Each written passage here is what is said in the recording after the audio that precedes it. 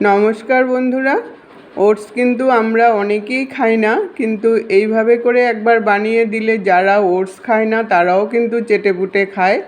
আর oats খাওয়া তো শরীর স্বাস্থ্যের জন্য খুবই ভালো।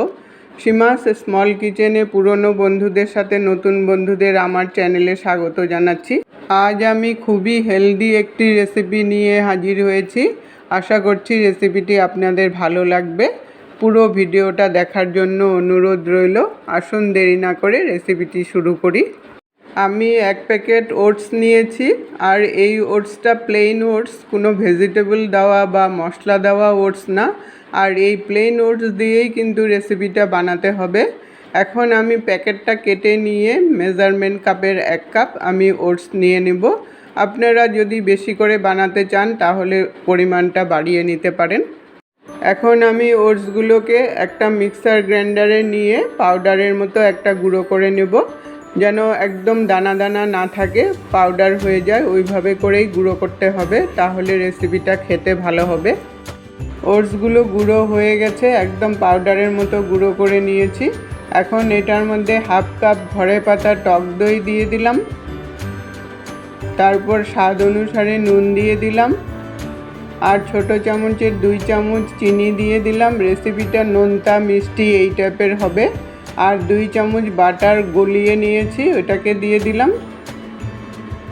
1/4 টিস্পুন বেকিং পাউডার দিয়ে দিলাম, আর 1/4 টিস্পুন ভ্যানিলা এসেন্স দিয়ে দিলাম। এতে করে রেসিপিটা একটা সুন্দর গন্ধ হবে। এখন 1/2 কাপ দুধ নিয়েছি, অল্প অল্প করে দুধ দেব আর মিশাতে থাকবো। ব্যাটারটা ভালো করে ফেটাতে হবে।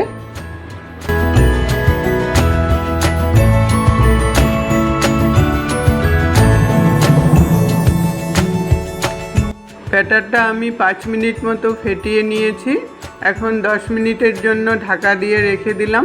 10 মিনিট পরে যদি ব্যাটারটা ঘন মনে করেন তাহলে একটু দুধ মিশিয়ে নিতে হবে। আর এখন আমি একটা গ্যাসে ফ্রাই প্যান বসিয়েছি। 1 চামচ মতো রিফাইন্ড অয়েল দিয়ে দিলাম। তেলটা দিয়ে চারদিকে ছড়িয়ে ভালো করে একটু গরম করে নিতে হবে। এই রেসিপিটা বানাতে খুবই কম তেল লাগে। ব্যাটারটা দেখুন কতটা ঘন হয়ে গেছে, তাই একটু দুধ মিশিয়ে আবার ফেটিয়ে নিতে হবে।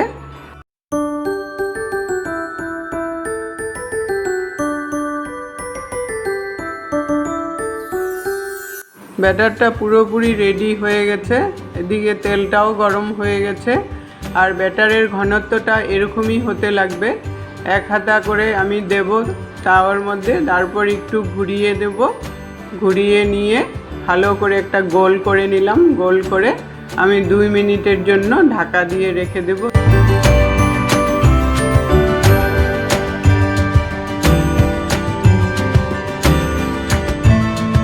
2 মিনিট পরে ঢাকাটাকে উঠালাম। দেখুন কি সুন্দর ফুলে উঠেছে। এখন এটা উল্টিয়ে নেব, হালকা ব্রাউন কালার করে ভেজে নেব। এই পিঠটাও যেমন হয়েছে ওইভাবেই ভেজে নেব। আর আমি তেল ইউজ করব না, এই তেলটার মধ্যে একটু লাগিয়ে নিয়ে তারপর ভাজা করব।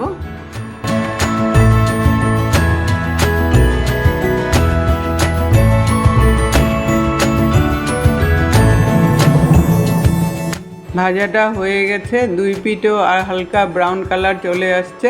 আমি এখন নামিয়ে নিলাম। এইভাবে করে বাকিগুলোও আমি ভেজে নামিয়ে নেব।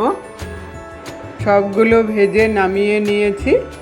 আজ আমি ওটস দিয়ে প্যানকেক বানালাম। দেখুন কতটা সফট হয়েছে, খুবই টেস্টি হয় খেতে। আপনারা রেসিপিটা একবার হলেও বাড়িতে ট্রাই করে দেখবেন।